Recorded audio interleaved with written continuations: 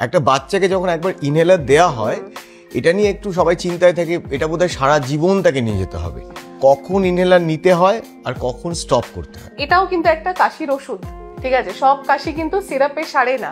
Inhaler জিনিসটাও দিয়ে আমরা যেটা করি, এই কাশির ওষুধটা আমরা ডিরেক্টলি এয়ারওয়ের ভেতরে মানে লাংস অব্দি পৌঁছে দিই আর কি।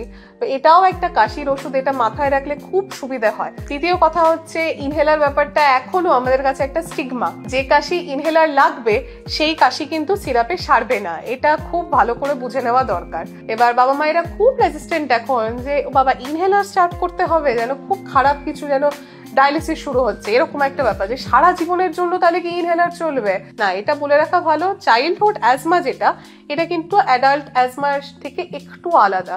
মানে ধরুন যদি 100টা বাচ্চার চাইল্ডহুড অ্যাজমা হয়, 100টারই যে অ্যাডাল্ট অ্যাজমা হবে সেরকম নয় কিন্তু।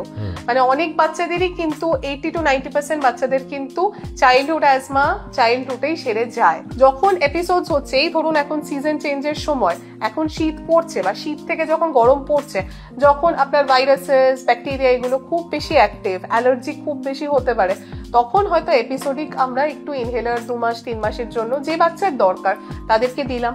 কন্ট্রোল হয়ে গেলে আমরাই ওটাকে টেপার করে করে বন্ধ করে দিই।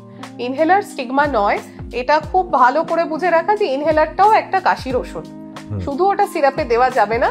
ইনহেলার না দিলে যে সমস্যাটা হয় সেটা হচ্ছে এয়ারওয়ে গুলো আস্তে আস্তে ছোট হয়ে গিয়ে কিন্তু এই যে ইনফেকশনটা সেটা কিন্তু লাংস এর মধ্যে জমছে, পরবর্তী ক্ষেত্রে আরো বেশি হার্মফুল হবে।